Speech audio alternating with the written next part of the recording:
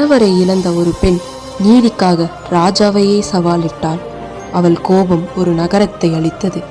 இந்த கதை உங்களை அதிர வைக்கும். கண்ணகி.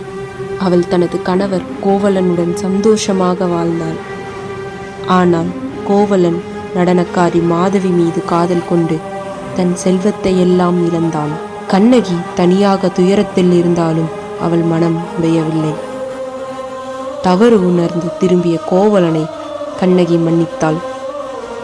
இந்த சிலம்பை எடுத்துக்கொள், இதை விற்று நம் வாழ்க்கையை தொடங்கலாம் என்றாள். அவர்கள் மதுரை சென்றார்கள். கோவலன் சிலம்பை விற்க சென்றான். ஆனால் கோவலன் திருடன் என்று தவறாக குற்றம் சாட்டப்பட்டான்.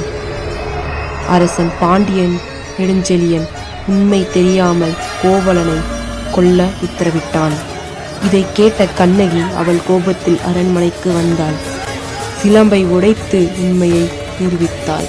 அநியாயமாக கொன்ற இந்த நகரம் அழியட்டும் என்று சாபம் விட்டாள். அந்த சாபத்தால் மதுரை தீயில் எரிந்தது. இன்றும் கண்ணகி நீதிக்கான சின்னமாக வாழ்கிறாள்.